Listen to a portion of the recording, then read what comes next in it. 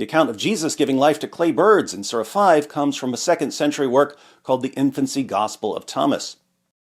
Okay, so the problem is that David Wood again commits the genetic fallacy in the post hoc ergo propter hoc fallacy.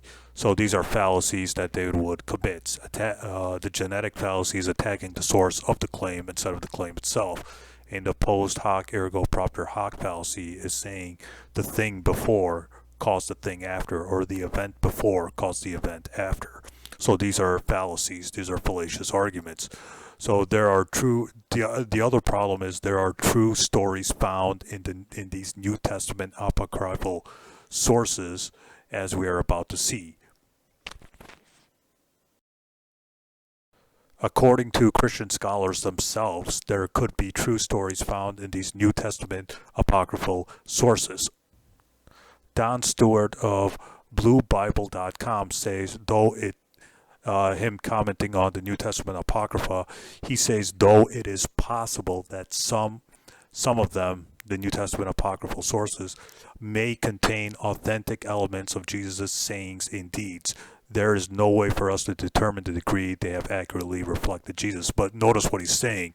He's saying, though it is possible that some New Testament Apocrypha may contain authentic elements of Jesus' sayings and deeds. So the New Testament Apocrypha could, according to Christian scholars, have true stories about Jesus and his sayings, according to BlueLetterBible.com. And again, I'll be posting the link below for you to see it yourself. Other Christian scholars themselves admit that the New Testament apocryphal Gospels do contain true stories about Jesus. See the following references: the Oxford Bible Commentary, page 1307, and the Historical Reliability of the Gospels by Craig L. Blomberg, pages 279 to 280. So Christian scholars themselves admit that the New Testament apocryphal Gospels can and do contain true stories about Jesus.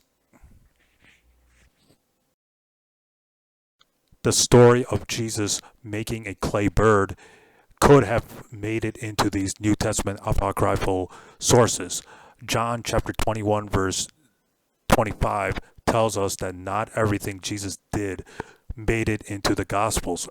So there are many things Jesus did according to the Gospel of John that even if like the whole world, even if books were written about Jesus, the whole world wouldn't contain them. So the Gospel of John is telling us that Jesus did many things which aren't recorded in the Gospels or in the New Testament. So it's possible that Jesus making a clay bird was a true story, but for some reason it didn't make it into the Gospels of Matthew, Mark, Luke, and John, for whatever reason. Several New Testament passages placed apostolic traditions or traditions from the disciples of Jesus passed on orally on par with written scripture. See 1 Corinthians chapter 11 verse 1, 1 Thessalonians chapter 2 verse 13, 2 Thessalonians chapter 2 verse 15, and 2 Timothy chapter 2 verse 2. Thus, not all stories of Jesus made it into the written New Testament or the Gospels of Matthew, Mark, Luke, and John, but they could have made it into the New Testament apocryphal Gospels. So, according to these New Testament verses that I just cited, many stories were passed on orally from by the disciples, and they weren't really written down. So that means that some oral stories that the disciples passed on could have made it into the New Testament apocryphal Gospels.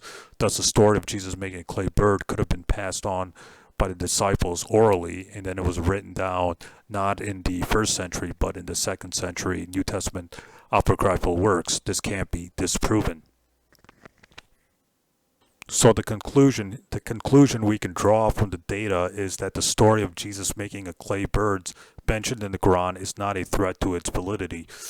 Thus, it's possible that it was a true story, Jesus making clay birds, and didn't make it into the canonical New Testament Gospels of Matthew, Mark, Luke, and John. for some reason, but it made it into the New Testament apocryphal Gospels by oral tradition. This can't be disproven. So the Quran mentioning stories, or the story found in the New Testament apocryphal Gospel, the second infancy Gospel of Thomas, is not a threat to its validity, because again, there were true stories. According to Christian scholars, there are true stories found in these New Testament apocryphal Gospels, and the Quran could be repeating true stories found in these apocryphal Gospels. There's nothing unbelievable about that.